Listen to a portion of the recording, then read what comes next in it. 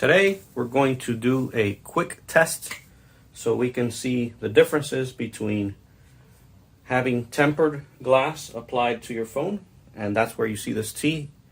That stands for tempered glass, and you can see there's a little notch down there.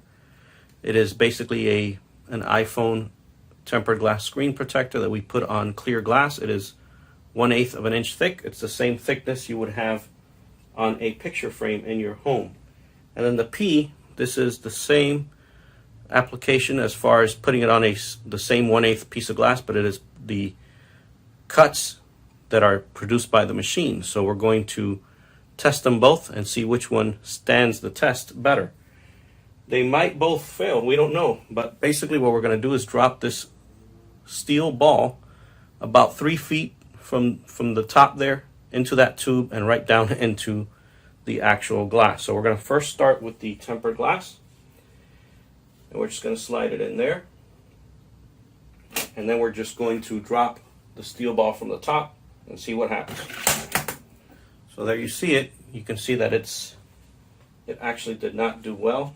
The tempered glass actually did not absorb the impact, and you can see the results there. It actually broke the glass. So not just the tempered glass, but the actual glass itself broke. Obviously the tempered glass broke as well. You can see the crack right there where it broke. But let's go ahead and test Protection Pro. This is what we're doing this test for.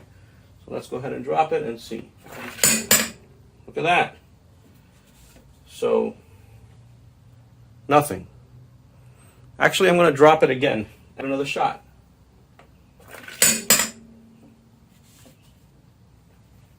Nothing. Let's try it again. Let's do it again. It absorbed the impact 100%. There's not a crack or break on it. And actually, I'll go ahead and see if I can remove it,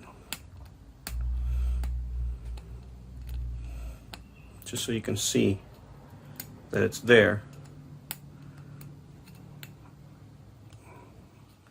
You can see as I peel it out, and it is in there real good. And it basically becomes part of the glass. So if you wanted to see the difference between having tempered glass put on your phone versus an actual film that gets applied to your phone, and this film actually bonds to your glass. So as you saw in the test that we did here, 3 times we dropped this hard steel ball from a distance of 3 feet right into it, and it did not break at all.